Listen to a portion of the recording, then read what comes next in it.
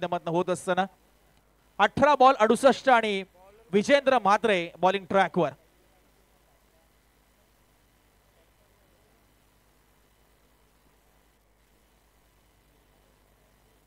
हो, वाईट बॉलने सुरुवात करतायत विजेंद्र.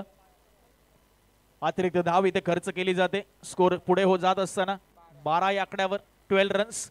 आव्हान आहे 79 धावांचं. चौकार षटकारांची भाषा बोलावी लागेल आता. आणि पहिलीचा प्रयत्न होत असताना विजेंद्र म्हात्रे यांच्यावर चढवलाय हल्ला. It's a big big and mighty, huge and humongous आपल्याला पाहायला मिळतो षटकार. आवश्यकता आहे शिरवणे टीमला आणि विराजने आता ते रौद्ररूप धारण केलंय की काय. एक षटकार आपण पाहतोय, या बॉलवर त्याने ठोकलाय.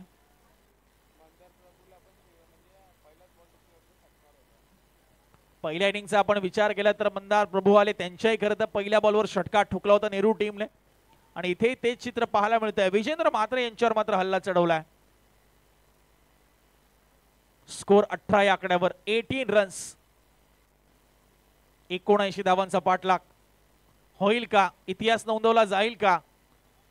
मात्र समोर कडवं आव्हान आहे निरोळगाव संघाचं. चांगले गोलंदाज त्यांच्याकडे तर संघामध्ये उपलब्ध आहेत. यावेळेस मात्र लवकर पिक केलं, पिकअप शॉट. वेगाने टाकलेला बॉल दुप्पट वेगाने सीमारेषेच्या बाहेर फेकून दिलाय. विराजच्या बॅटमधनं आलेला हा आपण पाहतोय दुसरा षटकार.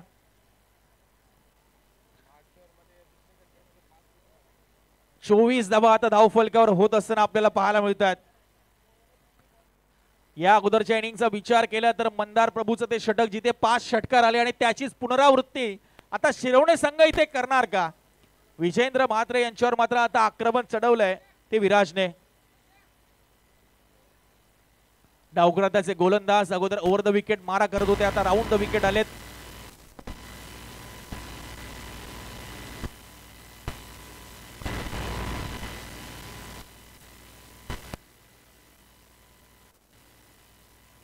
बघूया आता काय उलटफेर होईल का. वन्स अगेन फ्लिक केलाय, flick of the wrist. अवेस the ball goes into the crowd. सरळ सीमारेषेच्या बाहेर रस्त्यावर फेकून दिले बॉलला. तिसरा षटकार या ओव्हर मधला. दडपण वाढलंय विजेंद्र यांच्यावर आता. पूर्णपणे स्लॉट मधला चेंडू. दडपण असेल आता. श्वास रोखलाय आता. 15 चेंडू आणि आता 49 धावांची आवश्यकता आहे. पुनरागमन होईल का? स्कोर झालाय तो 30. लक्ष आहे 79चं. 49 49 runs required in upcoming 15 deliveries. 15 ball 49 रनची गरज. कंपल्सरी चेस आहे म्हणजे 49 काढाव्याच लागतील 15 बॉल मध्ये. विजेंद्र म्हात्रे करतील का पुनरागमन? आहे नाही. एका बाजूने विराजचा बोलबाला सुरूच राहिलाय. शांत बसेल तो विराज कसला. 4 बॉल मध्ये 4 गगनभेदी षटकार. अगदी चारही बाजूला आसमंताला गवसणी घालणारे फटके, नेत्रदीपक फटके आपल्याला पाहायला मिळतात. एका बाजूला आपण पाहतोय उत्साह वाढलाय तो शिरवणे संघाच्या डगआउट मध्ये, तर दुसऱ्या बाजूला नेहरू संघाच्या डगआउट मध्ये खेम्यामध्ये मात्र आता शांतता पसरली आहे. त्याचं कारण आहे विराजचा बोलबाला. 4 बॉलवर आलेले 4 षटकार, 1 वाईड म्हणजे आतापर्यंत 25 धावा आल्यात. आता 14 बॉल 43 ची गरज आहे.